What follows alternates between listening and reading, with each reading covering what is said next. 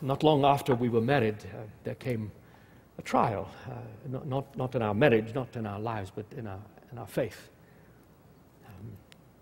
A friend of mine, Dr. Parker, had also adopted Chinese clothing, and he had continued to work as a professional, as a doctor. He had 2 clinics. One of them was for people addicted to opium, of which there were many in China, and he would charge them for a cure. And then with this money, he would run a free clinic. His wife had taken ill, and he thought perhaps a holiday would be in order for her, and he asked Maria and I if we would take his clinic and for a month.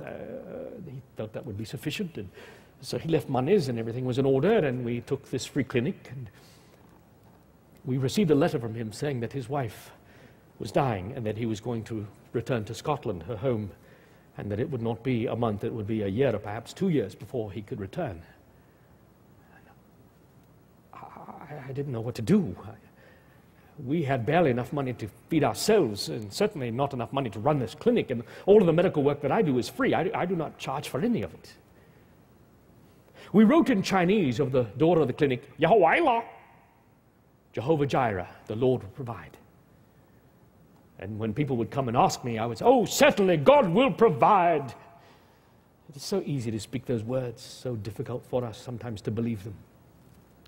All I could see was that every day the medicines grew less and less. Every day the shelves grew lower and lower. Every day the great basket of rice that we were feeding all of these patients kept going down and down and down. Finally, the cook came to me. He said, Dr. Taylor, this is the last bowl of rice. And I said, surely the Lord's provision is near. But I did not believe that it was. But that day a letter came. It was from an old friend of mine. He had come into an inheritance, and he had sent what was to us a princely sum of money with the promise of a like amount to come every month from now on. And you said, well, of course, that's how these stories go. You pray, God sends the money. Now, the letter was from England.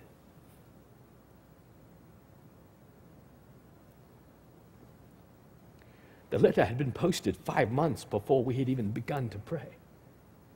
Before we had even taken the clinic, before we even knew there was going to be a need, God had already met it. This is the part of our God. This is His promise that before we call, He has answered. That even when we do not know how to pray, the Holy Spirit cries out for us with groanings that cannot be uttered, cannot be understood. This is what He means.